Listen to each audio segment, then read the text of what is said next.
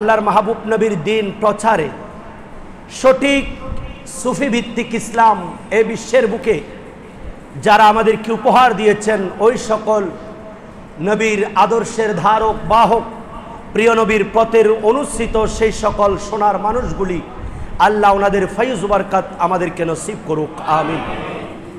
লক্ষ লক্ষ আম্বিয়া ইকরাম আল্লাহ রাব্বুল আলামিন প্রেরণ করেছেন একমাত্র আল্লাহ যে একজন দ্বীনে ওয়াহিদাতের স্লোগান এটা বিশ্বের বুকে প্রচার করার জন্য। সুবহানাল্লাহ।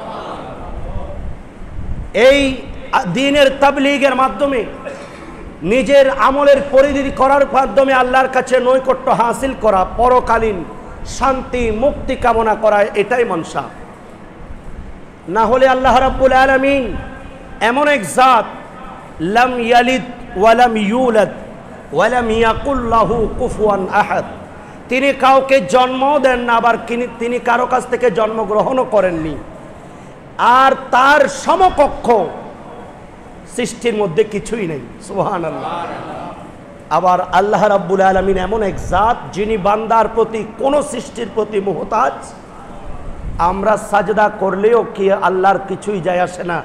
আমরা যদি নামাজ নাও পড়ি, আমরা যদি আল্লাহর তাসবিহ তাহলিল নাও করি, তখন আল্লাহ রাব্বুল আলামিনের জাতে পাকের কোনো নুকসানই হবে না।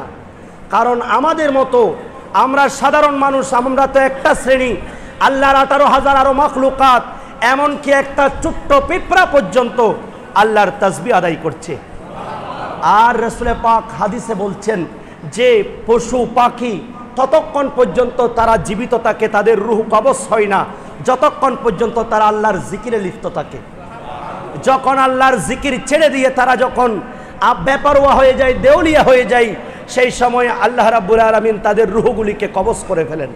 সুবহানাল্লাহ। তাহলে সৃষ্টির মধ্যে আরো অনেক প্রাণী আছে যারা আল্লাহর ইবাদত করছে, তাসবিহ পড়ছে, যাদের জীবনে কিঞ্চিত পরিমাণ গুনাহ নাই, এমনগুলি ফেরেশতা যারা নারীও নয় পুরুষও নয়, তাদের একমাত্র ডিউটি আল্লাহর তাসবিহ করা, আল্লাহর জিকির করা, আল্লাহর ওয়াহদানিয়তের স্লোগান দেওয়া, এটাই। তো আমরা বান্দা হিসাবে আশরাফুল মাখলুকাত করেছেন। কাল কিয়ামতের ময়দানে ফেরেশতারা আল্লাহর দরবারে আরজি করবেন, আল্লাহ যেই মানব জাতির জন্য আমরা বিরোধিতা করেছিলাম, এদেরকে আপনি আশরাফুল মাখলুকাতের মর্যাদাই দিয়েছেন, কিন্তু তারা দুনিয়াতে এসে আল্লাহর ইবাদত করে নাই, তারা তাদের পরিবার নিয়ে ব্যস্ত ছিল, তারা তাদের দুনিয়া নিয়ে ব্যস্ত ছিল, যার কারণে আল্লাহ তোমার ইয়াদগারি করে নাই। আজকে ওই সকল মানুষের প্রতি আমাদের লানত, আমরা বৎসনা করছি। নাউজুবিল্লাহ বলেন। এই জীবনটা খুবই অল্প সময়, মুহূর্তের কোনো গ্যারান্টি কেউ দিতে পারবে না, কিন্তু অনেক মানুষ দেখা যায় হায়াত পেয়েছে কম, কিন্তু তার জিকির থেকে যায় কিয়ামত পর্যন্ত। সুবহানাল্লাহ। আর কতগুলি মানুষ আছে হায়াত পেয়েছে বেশি, কিন্তু তারা দুনিয়া থেকে যাওয়ার পর মানুষ বলা বলি করে আল্লাহ এই এলাকা থেকে একজন জালেমকে বিদায় করেছে, এই সোসাইটি থেকে সবচেয়ে নিকৃষ্ট ব্যক্তিটি আজকে চলে গেছে, এই ধরনের মন্তব্য করতে তাকে দেখেন। উভয় মানুষ, এদেরও আপাদ মস্তক, হাত পা চোখ সব কিছু আছে, এরও সব কিছু আছে, কিন্তু সেই এই হাতগুলিকে ভালো কাজে ব্যয় করেছে, আর ওই ব্যক্তি খারাপ নিকৃষ্ট ব্যক্তি এই হাতকে হারাম পথে ব্যয় করেছে। শুধুমাত্র মাইন্ডের মধ্যে এটাই সেট আপ। একজনের মাইন্ডে আল্লাহর ভয়টা জায়গা দিয়েছেন, আরেকজনের মনের মধ্যে আল্লাহর ভয়কে দূরীভূত করে দুনিয়াকে আপন মনে করেছেন। এটাই পার্থক্য। এই দুটি পার্থক্যের কারণে আল্লাহ রাব্বুল আলামিন আপনাকে পরকালে এমন এক জায়গায়, যেখানে আবাদুল আবাদ, যেখানে শেষ বলতে কিছুই নেই, একটা দিন হবে হাজার লক্ষ লক্ষ বছরের চেয়েও বেশি। এত বেশি সময় আপনার মনে অনুভব হবে না যে আজকে সন্ধ্যা হচ্ছে না কেন, আজকে সকাল হচ্ছে না কেন, এর কোনো আমরা শেষ দেখছি না। এভাবে আযাব চলতেছে। এই সামান্য একটু দুনিয়াবি হায়াতের মধ্যে নিজের মাইন্ডকে একটু সেট আপ করা, আল্লাহর ভয়কে অন্তরে জায়গা দিয়ে রাসূল পাকের আদর্শ এবং যারা দামি হয়েছেন তাদের পথের মধ্যে যারা চলে নিজেকে দামি করতে পেরেছে, তারা সেই আবাদুল আবাদ জায়গার মধ্যে চিরস্থায়ীভাবে জান্নাতের বাসিন্দা হয়ে যাবেন। একটু দুনিয়াবি সুখ পাওয়ার জন্য 10 তলা 5 তলা বিল্ডিং করছি, ভালো করে একটু পরে আরাম পাওয়ার জন্য এসি ফিট করছি, আমরা কত ঠান্ডা বাতাসের জন্য কত কিছুই না করছি, দুনিয়াতে পরিবার পরিজনকে শান্তিভাবে চলার জন্য কতই কষ্ট না করছি, এই ঘাম ফেলতেছি, কিন্তু পরেকালে যে ঘরটা আমার জন্য আপনার জন্য আবাদুল আবাদ, যেখানে শুধুমাত্র আপনার খেদমতে নিয়োজিত থাকবে আহুর ও গিলমান, যেখানে আল্লাহর নিয়ামতের ইচ্ছা, আপনি কোনো একটা কিছু ইচ্ছা করলেন সাথে সাথে আপনার সম্মুখ উপস্থিত, এই জায়গায় যেখানে আবাদুল আবাদ থাকবেন সেখানে কি যেতে মন চাই না? কথা বলেন। আল্লাহ আমাদেরকে যাওয়ার তৌফিক দান করুন। একটু কষ্ট করেন, বান্দার কাছে বান্দা গুনাহগার হোক। আল্লাহ রাব্বুল আলামিনের একটা জাত সিফত হচ্ছে গফফার, সত্তার। আমরা গুনাহ করছি, কেউ দেখছে না। আল্লাহ রাব্বুল আলামিনের সত্তার, যিনি গুনাহকে গোপনকারী, উনি সেই দয়া করেছেন বিদায় আমার গুনাহটাকে আল্লাহ রাব্বুল আলামিন এটাকে গোপন করে রেখেছেন। না হলে এই গুনাহগুলি যদি আমরা দেখতাম, আজকে যাকে আমরা সমাজের সরদার বলছি, ওনার গুনাহগুলি যদি আমাকে দেখতাম, আমাদের মসজিদেরই খতিব সাহেব, ওনার গুনাহগুলি যদি আমরা দেখতাম, তাহলে ওনার পিছনে নামাজ পড়তাম না। আজকে সমাজের যিনি নেতৃত্ব দিচ্ছেন, তার গুনাহগুলি যদি দেখতাম আমরা, তাহলে তাকে নেতৃত্ব মানতাম না। আমি নিজেই বাবা দাবি করছি, আমার সন্তানের জন্য আমি উপার্জন করতে গিয়ে যেই হারাম কাজ আমি করছি, এগুলি যদি আমার সন্তানরা দেখতো, এই হারামের পয়সা আমার সন্তানরা খেত না, তাহলে বান্দার উপর আল্লাহর রহমত আছে কিনা? সেই আল্লাহর রহমতের দরজায় একবার আসুন। সকাল আসেন নাই, ফজরে ঘুম ছিলেন, আল্লাহ রাব্বুল আলামিন সুযোগ দেন, আমার বান্দা হয়তো দুপুরের সময় আসবে। দুপুর যখন হয়ে গেল, আল্লাহর ওয়াহদানিয়তের আজান হচ্ছে, কিন্তু আপনার ঘুম ভাঙেনি, আপনি নামাজ ছেড়ে দিয়েছেন, নামাজের দিকে আসেন নাই। আল্লাহ রাব্বুল আলামিনের রহমত অপেক্ষা করছে, আমার বান্দা হয়তো আসরের সময় আসবে। সামনে আপনার দুপুরে খাবারের টাইম হয়ে গেছে, ক্ষুধার্ত পেটে তৃষ্ণার্ত অবস্থায় আপনি স্ত্রীকে বলছেন তাড়াতাড়ি খাবার দাও, আমি খুবই ক্ষুধার্ত। আপনার সম্মুখে খাবার, রং বেরঙের খাবার দেখছেন। আল্লাহ রাব্বুল আলামিন আল্লাহর বান্দার প্রতি দয়া করছেন, আমার বান্দা সকালে আসে নাই, হয়তো দুপুরে আসবে, দুপুরে আসে নাই, কিন্তু তার সামনে খাবারের প্লেট উপস্থিত, রং বেরঙের খাবার খাচ্ছে। হয়তো খাবার খেয়ে আমার বান্দা আমার একটু শুকরিয়া আদায় করবে, আলহামদুলিল্লাহ বলবে। আল্লাহ রাব্বুল আলামিন বলছেন আমি বান্দাকে সুযোগ দিয়েছি, কিন্তু দেখা যাচ্ছে বান্দা শুকরিয়াও করে নাই। হয়তো আসর পড়বে, আসরও পড়ে নাই, মাগরিব পড়বে, মাগরিবও পড়ে নাই, দুনিয়ার ব্যস্ততায় ছিল। ইশারের সময় হলো, তখন সবাই ঘুমিয়ে যাচ্ছে। আল্লাহ রাব্বুল আলামিন বলছেন দুনিয়ার রাজা মন্ত্রীরা সবাই ঘুমিয়ে যাচ্ছে, পৃথিবীর সকল শ্রেষ্ঠ মানুষগুলি ঘুমিয়ে যাচ্ছে, পশু পাখিরা তাদের দিনের খাবারগুলি রেডি করে তারা আপন বাসার মধ্যে ঘুমিয়ে যাচ্ছে, কিন্তু আমি আল্লাহর রহমতের দরজা খুলে দিয়েছি, সবগুলি দরজা। এতক্ষণ পর্যন্ত বান্দা তুমি সারাদিন, বান্দা কতগুলি যারা আমাকে তালাশ করেছে, এখন বান্দারা তালাশ করছে না, কিন্তু গভীর রাত পর্যন্ত আমি আল্লাহর রহমতের দরজাগুলি এক একটা করে খুলে দিলাম। আমার হয়তো কোনো বান্দা আমার কাছে আরজি করবে, আমার সেই রহমতের হাতগুলি দেখে আমি আল্লাহর রহমত দিয়ে তাকে মাফ করে দেব। কিন্তু সারা রাত চলে গেল, ইশারের সময় হলো, তারপরেও একবার আল্লাহর দরবারে একটা সাজদা দিতে মন চাই না। বান্দার সামনে খাবার উপস্থিত, সারাদিন রং বেরঙের খাবার। আপনার মতো পাওয়ালা, হাতওয়ালা, চোখওয়ালা কত মানুষ রাস্তার ধারে বসে বসে সারাদিন উপার্জন করেও রাতের ভালোভাবে পেট ভরে খাবারের ব্যবস্থা করতে পারে নাই। আপনার আমার সম্মুখে খাবার খাচ্ছি, এই খাবার খাওয়ার পর হয়তো আমার বান্দা একটু শুকরিয়া করবে, কিন্তু তাও নয়, আবার সেই ঘুমিয়ে পড়লো। হয়তো আমার বান্দা গভীর রাতে উঠে আমি আল্লাহর তাসবিহ পড়বে, কিন্তু দেখা যাচ্ছে সেই ঘুমের মধ্যে অনেক ব্যক্তি মানুষ যারা এই ঘুমের মধ্যে জীবন কাটিয়েছে, চোখ বন্ধ, তাদের জন্য ঘুম, চোখ খুলল সকাল আর চোখ বন্ধ হয়ে গেল সারা জীবনের জন্য পরকাল। আল্লাহ রাব্বুল আলামিন দয়া করছেন, হয়তো সারা রাত আমি আমার বান্দার প্রতি এত দয়া করলাম, সারা রাত তার পশু পাশে এত মশা মাছি চতুর্দিকে ঘোরাঘুরি করছে, কিন্তু আমি আল্লাহর রহমতের ফেরেশতা নিয়োজিত করলাম, তার নাকের সামনে দাঁড়িয়ে যাও, তার কানের সামনে দাঁড়িয়ে যাও, আমার বান্দা যতক্ষণ পর্যন্ত ঘুমাবে ততক্ষণ পর্যন্ত তাকে পাহারা দাও। একটা মশা মাছি এই নাকের ছিদ্র, কানের ছিদ্র দিয়ে যাতে প্রবেশ করে আমার বান্দার ঘুমের ব্যাঘাত না ঘটে। হয়তো সে তাহাজ্জুদে উঠে আল্লাহর কাছে তাসবিহ পড়বে, কিন্তু সারা রাত কেটে গেল। পরের দিন সকাল, আসসালাতু খায়রুম মিনান নাওম, ঘুম থেকে নামাজ উত্তম। এত মসজিদে পৃথিবীর আনাচে কানাচে ছড়িয়ে পড়লো, কিন্তু আপনার ঘুম ভাঙে নাই। কেমন নাফরমান বান্দা! আল্লাহর কাছে তওবা করছি, আল্লাহ আমাদেরকে মাফ করে দাও। একটাবার আল্লাহর দরবারে আপনাদেরকে আকুতি করব, মিনতি করব, এখনো যারা নামাজ ছেড়ে দিয়েছেন কিভাবে পারবেন? আল্লাহর এতগুলি নিয়ামত ভোগ করছেন, একটাবার আল্লাহকে সাজদা দিতে মন চাই না? একটাবার আল্লাহর দরবারে এসে আল্লাহর কাছে তওবা করেন। আল্লাহ বলেন পাহাড় পরিমাণ আমার বান্দা গুনাহ করুক, একটা বার আমি আল্লাহর কাছে মাফ চেয়েছে, 2 ফোঁটা চোখের পানি ফেলেছে, এর বদলতে আমি মাফ করে দেব। আল্লাহ আমাদেরকে সেই সকল তওবাকারী বান্দাদের শামিল করুক।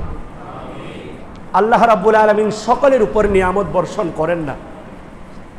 আমি গত জুমায় একটু ইঙ্গিত দিয়েছিলাম, আল্লাহ 4টা শ্রেণীর উপর নিয়ামত দান করেন। আল্লাহ চান যে কোনোটা কিছুর মাধ্যমে হোক, আল্লাহর ঘরটা মসজিদটা নির্মাণ হোক অমুক বান্দাদের মাধ্যমে। আল্লাহ রাব্বুল আলামিন প্রিয় নবী সাল্লাল্লাহু আলাইহি সাল্লামকে চাইলে সরাসরি 30 পারা কালাম দিতে পারতেন, কিন্তু আল্লাহ রাব্বুল আলামিন একজন মাধ্যম দিলেন, যিনি ফারেশতাদের সরদার হযরতে জিবরাইল আলাইহিস সালাম। প্রিয় নবী সাল্লাল্লাহু আলাইহি সাল্লাম চাইলে এই দ্বীনের তাবলীগ সেই দিন ময়দানে আরাফাত থেকে পৃথিবীর আনাচে কানিয়াচে পৌঁছে দিতে পারতেন, কিন্তু রাসূল পাক মাধ্যম দিলেন সাহাবায়ে কেরাম। সাহাবায়ে কেরাম তাদের মাধ্যম পন্থা অবলম্বন করলেন যে আমরা এই ইসলামের তাবলীগ রাসূল পাকের পক্ষ থেকে পাওয়া আমরা দিয়েছি আইম্মায়ে কেরামদেরকে। আইম্মায়ে কেরাম আউলিয়ায়ে কেরামদেরকে, আউলিয়ায়ে কেরামের মাধ্যমে মুমিনরা পেয়েছে, মুমিনদের মাধ্যমে বিশ্বের মধ্যে ইসলাম প্রতিষ্ঠা হয়েছে। সেই জন্য আল্লাহর নিয়ামত যদি বন্টন হয়, আল্লাহর একটা সিলসিলা রয়েছে, এই ধারাবাহিকতায় আল্লাহ বান্দার উপর নিয়ামত বর্ষণ করেন। একটা হচ্ছে আল্লাহ রাব্বুল আলামিন বলছেন, এ বান্দা আমার কাছে প্রত্যেক দিন তোমরা নামাজে পড়ো ইহদিনাস সিরাতাল মুস্তাকিম, আল্লাহ আমাদেরকে সঠিক সরল পথ দেখাও, সিরাতাল লাযিনা আনআমতা আলাইহিম, ওই রাস্তার মধ্যে যে রাস্তায় আপনার নিয়ামত বর্ষণ হয়েছে। আল্লাহ নিয়ামত প্রাপ্ত দল আমরা কিভাবে চিনব? আল্লাহ পর আয়াতে আল্লাহ রাব্বুল আলামিন বলছেন, উলাইকা মা আল্লাযিনা আনআমা আল্লাহু আলাইহিম মিনান নাবিয়্যিন ওয়াস সিদ্দীকিন ওয়াস শুহাদাই ওয়াস সালিহিন, এরা ওই সকল বান্দা যারা আল্লাহর রাসূলের ইত্তেবাকে মেনে নিয়েছে এবং তারাই আল্লাহর নিয়ামত প্রাপ্ত বান্দা, যাদেরকে আমি 4টা শ্রেণীতে ভাগ করেছি। 1 শ্রেণী আম্বিয়ায়ে কেরাম, 2য় নাম্বার সিদ্দীকিন, 3য় নাম্বার শুহাদায়ে কেরাম, 4র্থ নাম্বার আউলিয়ায়ে কেরাম। এদের মাধ্যমে আল্লাহর নিয়ামত এবং দ্বীন ইসলাম আমরা পেয়েছি। আমাদেরকে সরাসরি প্রিয় নবী মদিনায়ে মুনাওয়ারা থেকে আমাদেরকে সরাসরি এই ইসলামের তাবলীগ করেন নাই, বরং রাসূল পাক সাহাবায়ে কেরাম তাবিন থেকে তবে তাবিন থেকে আইম্মায়ে মুজতাহিদিন থেকে আউলিয়াউল কামিলিন, এইভাবে আমরা ইসলাম পেয়েছি। কথা বলেন ঠিক কিনা? সেই জন্য আজকে যে কেউ যদি ইসলামের এই প্রতিষ্ঠার পিছনে একটু যদি ফিরে তাকাই, সবার কাছে দ্বীনের ন্যায় স্পষ্ট হয়ে যাবে, সূর্যের আলোর ন্যায় সকলের কাছে স্পষ্ট হয়ে যাবে এই ভারতবর্ষে ইসলাম প্রচারে আউলিয়ায়ে কেরামের ভূমিকা অপরিগণ্য। সুবহানাল্লাহ বলে। যে সকল আউলিয়ায়ে কেরাম মিল্লাত মাযহাবের খেদমত করেছেন, ওনাদের মধ্যে অন্যতম কুতুবুল আউলিয়া বানিয়ে জামিয়া পেশাওয়ায়ে আহলে সুন্নাহ হুজুর আল্লামা সৈয়দি সনদি হাফেজ কারি সৈয়দ আহমদ শাহ শ্রীকুটি রহমতুল্লাহি আলাইহি। চিৎকার দিয়ে বলেন সুবহানাল্লাহ। এমন এক জাত আল্লাহ রাব্বুল আলামিন ওনার এই অল্প সময়ে যে খেদমত, আজকে আমি এখানে বসে আছি আপনাদের উদ্দেশ্যে কিছু বলার সুযোগ পেয়েছি। আমার মতো লক্ষ লক্ষ আলেম মুফতি মুহাদ্দিস মসজিদের মেহরাবে দাঁড়িয়ে আজকে এই আপনাদের নিয়ে কিছু করছে, এই সুযোগটা আমাদেরকে দিয়েছে জামিয়া। কথা বলেন সুবহানাল্লাহ। এটাকে কেউ অস্বীকার করতে পারবে? আমরা কত কান্না করতাম একটু জামিয়ায় পড়ার জন্য, তবে খুলুসিয়ত ছিল, চোখের পানি ফেলেছি, সেজন্য জামিয়া কবুল করেছে। কুতুবুল আউলিয়া বানিয়ে জামিয়া, আজকে যদি এই জামিয়া না দিত, এই দেশে যত ওলি গৌস কুতুব আবদাল, আমরা আউলিয়ায়ে কেরামের মাজার চিনতেছি, এই মাজারে গেলে কি ফায়দা, মাজারে জিয়ারত কিভাবে করতে হয়, মাজারে উরুস কিভাবে করতে হয়, মাজার আমরা কেন মানব, কেন তাদেরকে আমরা শ্রদ্ধা করব, কিভাবে তাদের মাধ্যমে ইসলাম এসেছে, এগুলি আমাদেরকে শিক্ষা দিয়েছে মাদ্রাসা। অস্বীকার করতে পারবে কেউ? কুতুবুল আউলিয়া বানিয়ে জামিয়া সৈয়দ আহমদ শাহ শ্রীকুটি রহমতুল্লাহি আলাইহি, যে জাতে পাক কত বড় ওলি, যিনি এই চট্টগ্রাম তথা এই বাংলাদেশের মধ্যে যিনি শেরে বাংলা উপাধি সৌদি আরবে পেয়েছে, সেই ইমামে গাজী দ্বীন ও মিল্লাত ইমাম আজিজুল হক আল কাদরি শের বাংলা রহমতুল্লাহ আলাইহি, উনিও নবী পরিবারের একজন সদস্য। উনি এত বড় একজন দ্বীনের দায়ী আহলে সুন্নাত ওয়াল জামাতের এত বড় একজন ইমাম হয়ে উনি বলছেন, মাসকান আশরা গারতুজুই দার হাজারা জিলাদা ই চুনি পীরে মাগা হারগিজ না দিদম দরজাহা। আমি পৃথিবীর সকল আউলিয়া ইকরামের সাথে কাশফের মাধ্যমে কথা বলেছি। আমি প্রত্যেকের ভেলায়ত সম্পর্কে জেনে আমার দিওয়ানে আজিজে যাদের ব্যাপারে সার্টিফিকেট লিখেছি, যাদের ব্যাপারে আমি প্রশংসাপত্র লিখেছি, ওনাদের মধ্যে অন্যতম একজন এই কুতুবুল আউলিয়া বানিয়ে জামিয়া, ওনার মতো পীর আমি এই পৃথিবীর মধ্যে দেখি নাই। চিৎকার দিয়ে বলেন আল্লাহু আকবার। যুগের ইমাম যদি এ কথা বলেন, তাহলে এখানে আর সাধারণ মোল্লা যদি কিছু বলে কাজ হবে? ওনার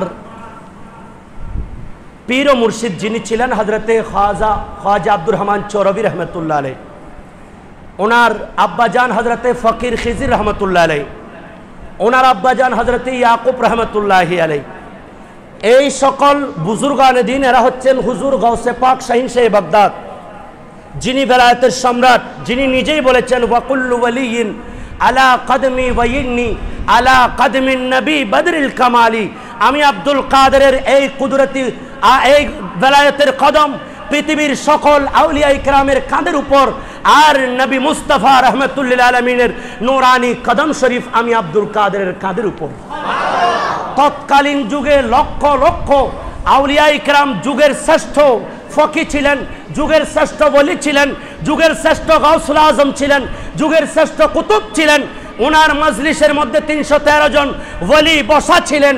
গাউসে পাক এই কথা বলতে দেরি নাই, সবাই আপন গর্দান ঝুঁকিয়ে দিল যে গাউসুল আজমের কদম শরীফ আমরা আমাদের কাঁধের মধ্যে মেনে নিলাম। খাজা গরিব নওয়াজ নিশাপুরের মধ্যে একটি গভীর জঙ্গলে বসে বসে উনি আল্লাহর বেলায়েতের জিকির করছেন। এই আওয়াজ বাগদাদ শরীফ থেকে খুরাসান বর্তমান ইরানের মধ্যে রাই শহরে পৌঁছে গেল। খাজা গরিব নওয়াজের কানে আসার পর আই মামা জান, আই পীরানা পীর দস্তগীর যিনি বেলায়েতের সম্রাট, আপনার কদম শরীফ আমি খাজা গরিব নওয়াজের কাঁধের উপর নিলে হক আদায় হবে না। আপনি আব্দুল কাদেরের কদম শরীফ আমার মাথা এবং চোখের উপর। এই গাউসে আজম দস্তগীর রাদিয়াল্লাহু তাআলা আমাদেরকে শিক্ষা দিচ্ছেন। হুজুর গাউসে পাক বলছেন, ওয়ালিযালিকা তালাবু আহলিত তালকিনি লিহায়াতিল কুলুবি ফরদুন, অর্থাৎ অন্তরের আত্মাকে যেই নফস আছে এই নফসে মুতমাইন্নাকে জিন্দা করার জন্য একজন কামিল মুর্শিদের অবশ্যই প্রয়োজন। বড় করে বলেন। আল্লাহ রাব্বুল আলামিন বলেন, ইয়া রাসূলুল্লাহ ইয়া হাবিবাল্লাহ, সাহাবায়ে কেরাম আল্লাহর নবীর নূরানি হাতে হাত রেখে বায়াত কবুল করেছেন। হযরতে ওসমান গনি রাদিয়াল্লাহু তাআলা হুদাইবিয়ার সন্ধির সময় হযরত ওসমান গনিকে মক্কার কুরাইশদের নিকট আল্লাহর নবী পৌঁছালেন। এদিকে একটি গুজব রটে গেল যে কুরাইশরা হযরতে ওসমান গনিকে কতল করে দিয়েছে, আর এইদিকে রাসূল পাক সাল্লাল্লাহু আলাইহি ওয়াসাল্লাম সাহাবায়ে কেরাম এই সংবাদ শোনার সাথে সাথে হুদাইবিয়া নামক জায়গার মধ্যে একটা বাবলা বৃক্ষ আছে, এই বৃক্ষের নিচে বসে আল্লাহর নবীর হাতের উপর হাত রেখে সাহাবায়ে কেরাম বায়াত কবুল করলেন। ইয়া রাসূলুল্লাহ, আপনার নূরানি হাতে আমরা হাত দিয়ে বায়াত কবুল করছি, আমরা ওসমান গনির হত্যার প্রতিশোধ নিব। আল্লাহ রাব্বুল আলামিন এটাকে বায়াতে রিদওয়ান বলা হয়। এটা যখন নিলেন আল্লাহ রাব্বুল আলামিন প্রশংসা করলেন যে তাদেরকে বলেন যারা আপনি নবীর হাতে হাত রেখে ওয়াদাবদ্ধ হয়েছে, আল্লাহ রাব্বুল আলামিনের প্রতিদান তাদের উপর রয়েছে। ওইদিকে দেখা গেল যে এটা আসলে মূলত একটা সংবাদকে গুজব রটিয়েছে।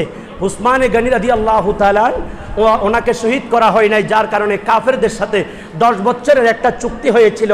এই চুক্তির নাম হুদাইবিয়ার সন্ধি।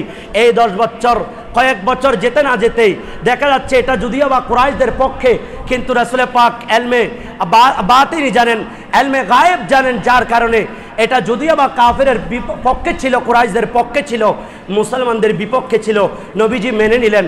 কয়েক বছর যেতে না যেতেই দেখা গেল এই 10 বছরের চুক্তির কারণে মুসলমানরা বেশি লাভবান হয়েছে। এটাকে বলা হয় বায়াতে রিদওয়ান। আল্লাহ রাব্বুল আলামিন বলছেন, ইন্নাল্লাযীনা ইউবাইউনাকা ইন্নামা ইউবাইউনাল্লাহ। ইয়া রাসূলুল্লাহ সাল্লাল্লাহু আলাইহি সাল্লাম, যারা আপনি নবীর নূরানি হাতে বায়াত কবুল করলো, এরা বরং আপনি নবীর নূরানি হাতে নয়, বরং আল্লাহর হাতে বায়াত কবুল করেছে। আচ্ছা, আল্লাহর কি হাত আছে? আল্লাহর কি পা আছে? আহলে সুন্নাত ওয়াল জামাতের আকীদা হচ্ছে আল্লাহর হাত, পা, চোখ, আসা যাওয়া বসা সব কিছু থেকে আল্লাহ মুক্ত। আল্লাহ রাব্বুল আলামিন নিরাকার। আল্লাহ কেমন আল্লাহই জানেন। সুবহানাল্লাহ।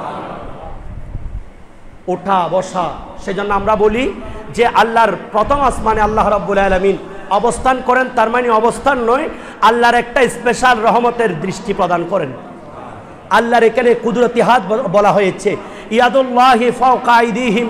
আল্লাহ রাব্বুল আলামিন বলছেন, এই যে আপনি নবীর হাতে যারা বায়াত কবুল করেছে, এদের এই হাতটা হচ্ছে আল্লাহর কুদরতি হাত। সুবহানাল্লাহ। আর যারা ফামান নাকাসা ফাইন্নামা ইয়ানকুসু আলা নাফসি, যে এই ওয়াদাকে ভঙ্গ করেছে, সেই যেন নিজের আত্মাকে ভঙ্গ করেছে, নিজের নফসকে ধ্বংস করে দিয়েছে।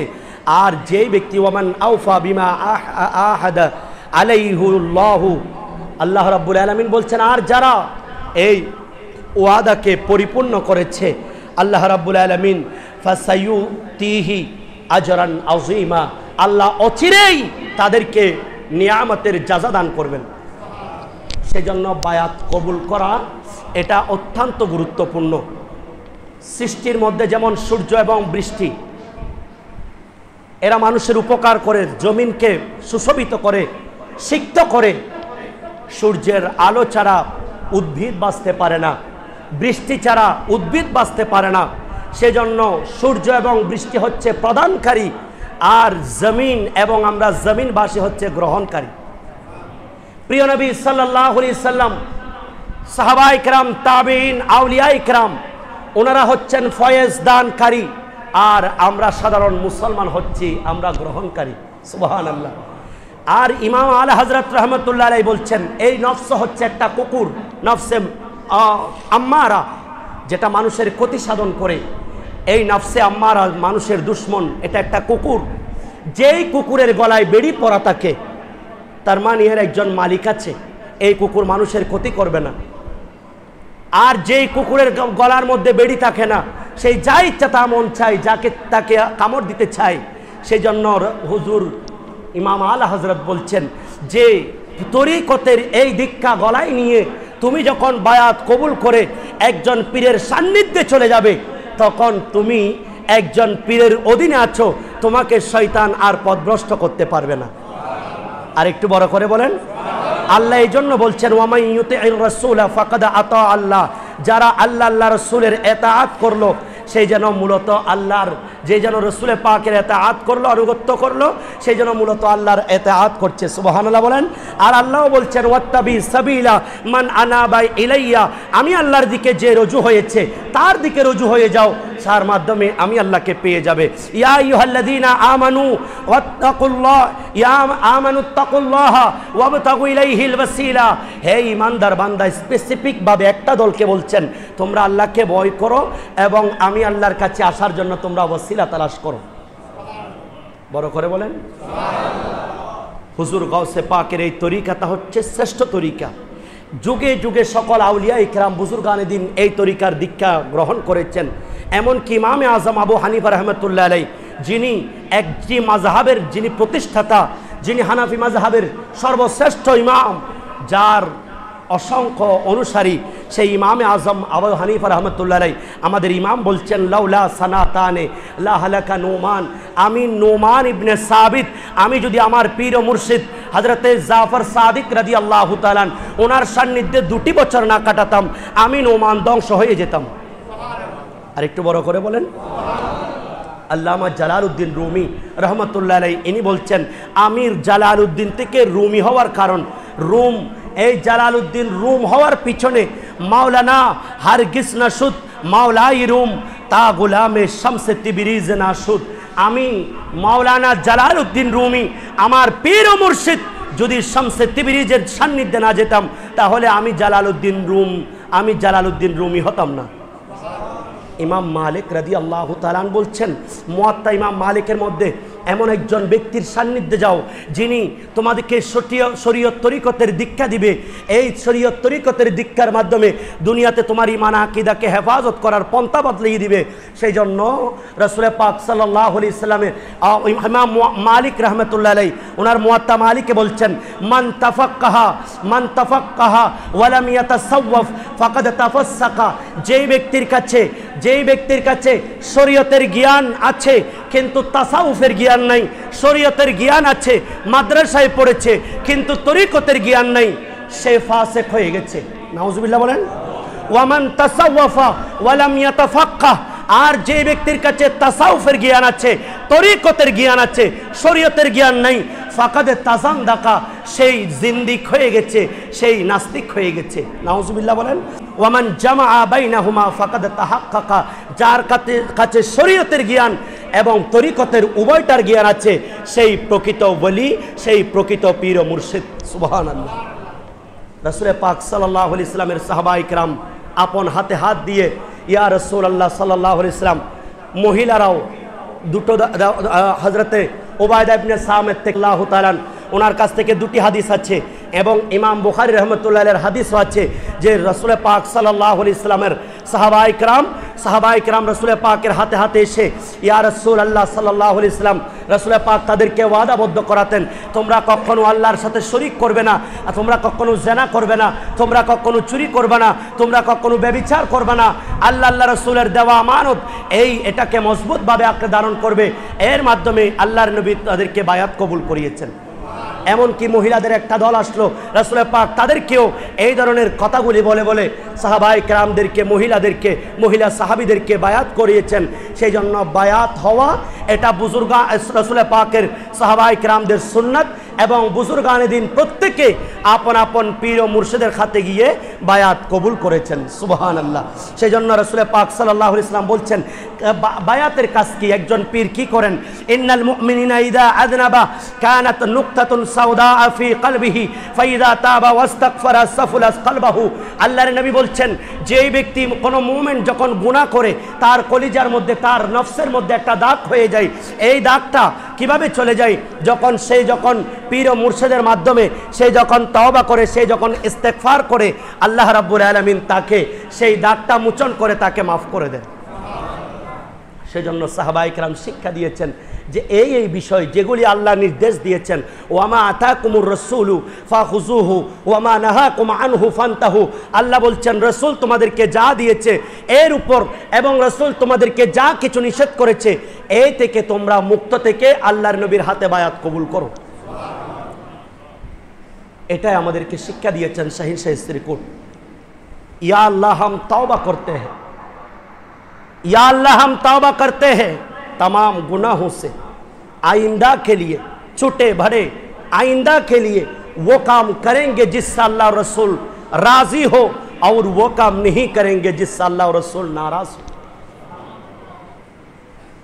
हुजूर गौसे पाक शाही से बगदादेर এই খেলাফতের দ্বারা হযরতে ইয়াকুব রহমতুল্লাহ আলাইহি ওনার কাছ থেকে ওনার সন্তান ফকির খিজির রহমতুল্লাহ আলাইহি ওনার কাছ থেকে ওনার সন্তান মাত্র 8 বছর বয়সে হযরতে খাজগান খলিফা শাহ জিলা খ্বাজা আব্দুর রহমান চরবি রহমতুল্লাহ আলাইহি পেয়েছেন। সুবহানাল্লাহ।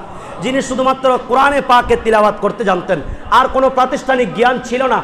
এরপরেও আল্লাহ ওনাকে এমন একটা নিয়ামত দিয়েছেন, আল্লাহর নবীর নূরানি সিনা মুবারক থেকে এমন এলম দান করেছেন।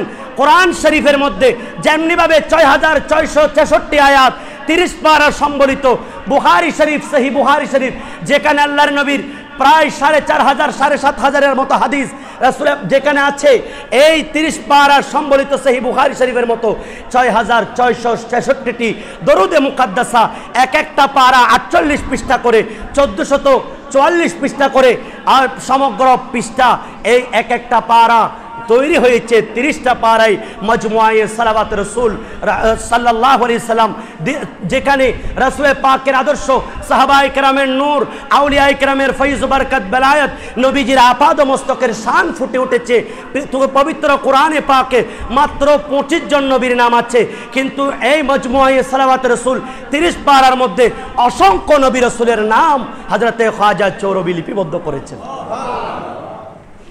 ওনারই একমাত্র খলিফা হযরতে কুতুবুল আউলিয়া বানিয়ে জামিয়া সৈয়দ আহমদ শাহ শ্রীকোটি রহমতুল্লাহ আলাইহি, সুবহানাল্লাহ বলেন। যেই জামিয়া দেওয়ার কারণে আজকে অনেক মানুষের ঘুম হারাম হয়ে গেছে। আমাদের বড় আফসোস লাগে, আজকে লক্ষ লক্ষ আলেম শরীয়ত, দ্বীন, ইসলাম, মিল্লাত, মাযহাবের খেদমত করছে, কিন্তু এক শ্রেণীর মোল্লা, এক শ্রেণীর পীর, তাদের ব্যবসা বন্ধ হয়ে যাওয়ার কারণে তারা বলছে যে উনি যে সৈয়দ পরিবারের, ওনার সাজারার মধ্যে গোলমাল আছে। আরেকটু বড় করে বলেন, আরেকটু বড় করে বলেন।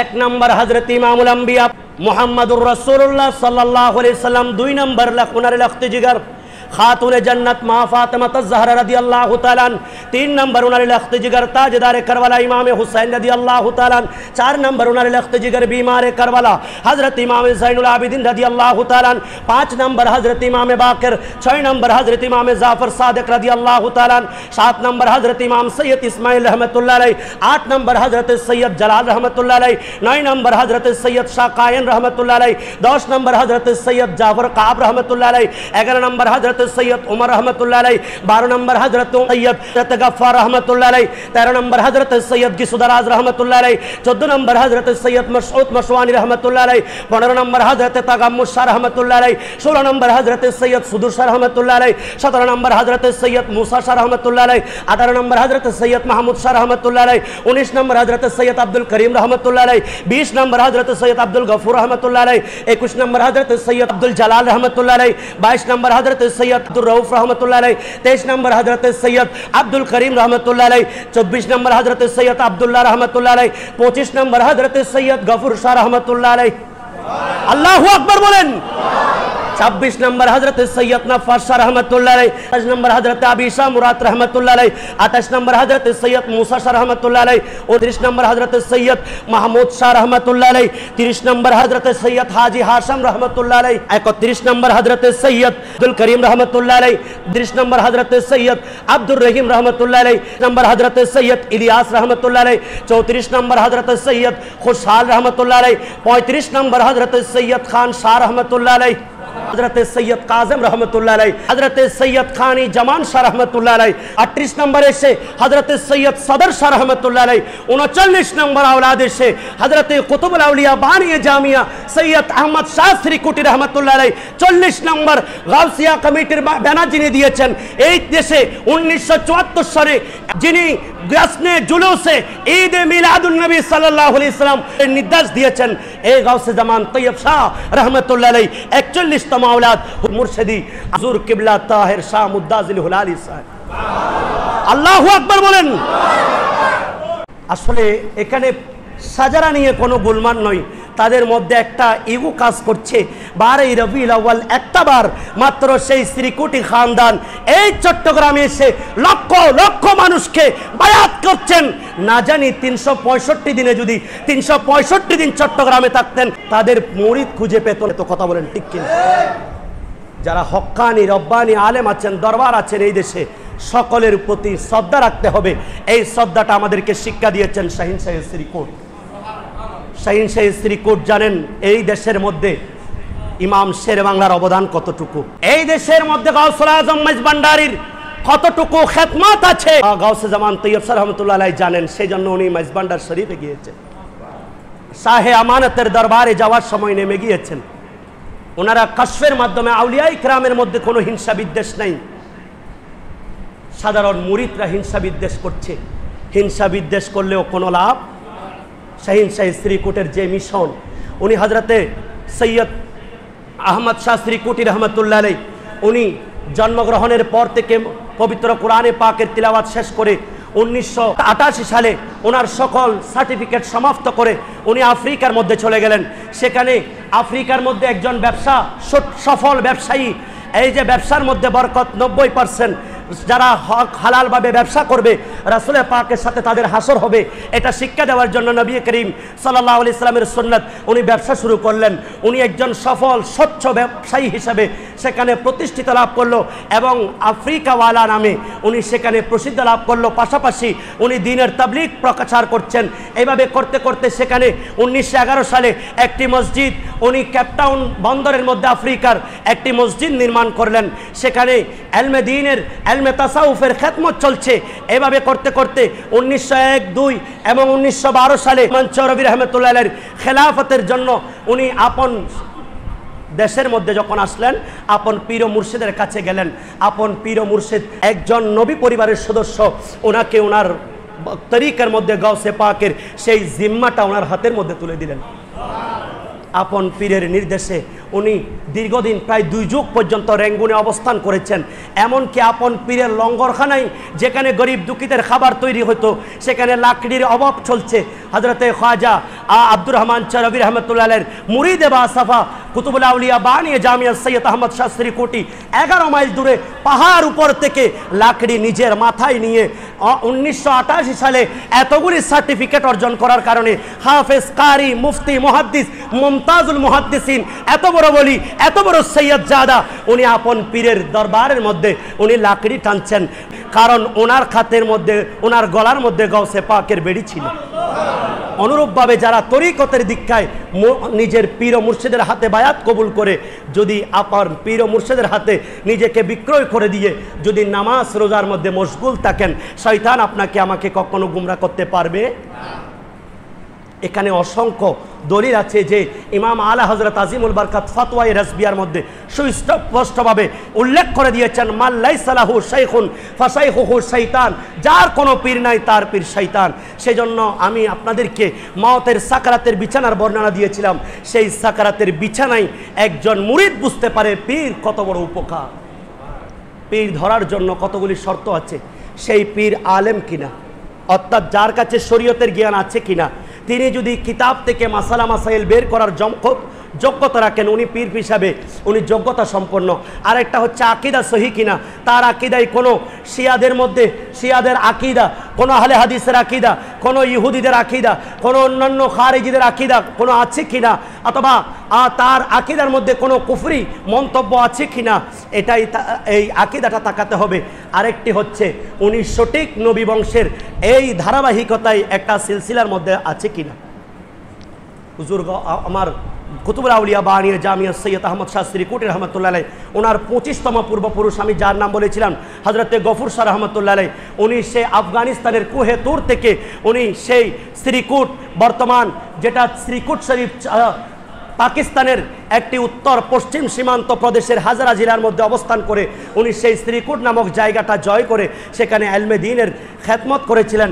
সেখান থেকে সেই ধারাবাহিকতায় হযরতে সদর শাহ রহমতুল্লাহ আলাইহি, ওনার সন্তান হযরতে খাজেগান খলিফায়ে শাহে জিলা আব্দুর রহমান চৌরবি রহমতুল্লাহ আলাইহির একনিষ্ঠ মুরিদ কুতুবুল আউলিয়া বানিয়ে জামিয়া সৈয়দ আহমদ শাহ শ্রীকুটি রহমতুল্লাহ আলাইহি জন্মগ্রহণ করেছেন রেঙ্গুনে।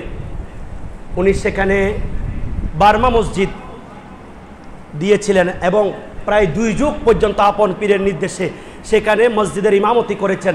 এমনকি সেখানে ইরান থেকেও আফ্রিকার মধ্যে কিছু শিয়া এসেছিল, তাদের সাথে মুনাজারা করে এই শিয়া মতবাদকে দূরীভূত করেছেন। অসংখ্য কৃষ্ণাঙ্গ যারা নিগ্রো সমাজের মধ্যে নিপীড়িত শ্রেণী এই আফ্রিকার এবং মুম্বাই মানুষদেরকে দ্বীনের দাওয়াত দিয়েছেন শাহ শ্রীকুট সৈয়দ আহমদ শাহ শ্রীকুটি রহমতুল্লাহ আলাইহি।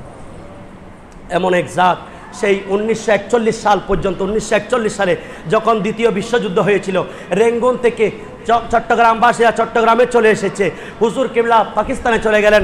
সেখানে এখন পাকিস্তানের কিছু মুরিদান হযরতে আব্দুল খালেক ইঞ্জিনিয়ার, যিনি দৈনিক আজাদের প্রতিষ্ঠাতা উনি, এবং আমাদের রাউজানের হযরতে মাস্টার আব্দুল জলিল রহমতুল্লাহ আলাইহি, ওনার হাতে রেঙ্গুনের মধ্যে বায়াত কবুল করলেন। হুজুরকে বারবার চিঠি দিয়েছেন, চট্টগ্রামে আমন্ত্রণ দিয়েছেন। পরবর্তীতে হুজুর কিবলায় 40 সনের সেই বিশ্বযুদ্ধের পরে তখন হুজুর কিবলায় আলম তখন বাংলার জমিনে তশরিফ এনে আন্দরকিল্লা কোহিনুর প্রেস ক্লাবের এখানে তিনি অবস্থান করতেন। বিভিন্ন জায়গায় গিয়ে গিয়ে মানুষকে ইসলাম তরিকতের দীক্ষা দিচ্ছেন।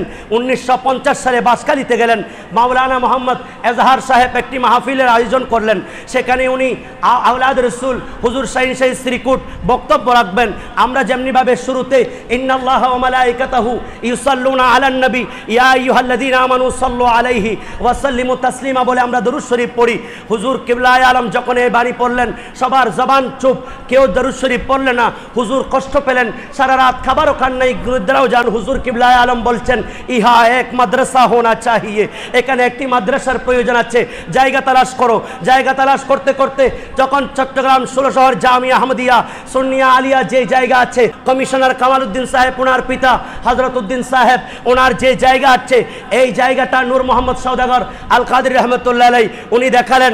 রাসূল পাক সাল্লাল্লাহু আলাইহি সাল্লামের আওলাদ সেখান থেকে ইলমের খুশবু পাচ্ছেন, বলছেন হ্যাঁ यही है, এটা মাদ্রাসার জন্য জায়গা। এমন একটা জায়গার মধ্যে মাদ্রাসা প্রয়োজন, গাঁও भी नहीं, शहर से दूर भी नहीं, आने जाने का कोई तकलीफ ना हो, तलब हो, মসজিদ हो, এমন একটা জায়গা হবে যেটা গ্রামেও নয় আবার শহর থেকে দূরেও নয়, শহর এবং গ্রামের মধ্যখানে যেখানে একটি পুকুর আছে, যেখানে একটি মসজিদ হবে, এই জায়গার মধ্যে একটি জামিয়া হবে। এই জামিয়া আজকে বিশ্বের মধ্যে নেতৃত্ব দিবে। দেখার পরে মুরিদদেরকে বলছেন শ্রীকুট শরীফ যাওয়ার দরকার নাই, এতদিন পর্যন্ত আমাকে আমন্ত্রণ করেছো, আমি তোমাদেরকে মার্কাজ দিয়ে যাচ্ছি।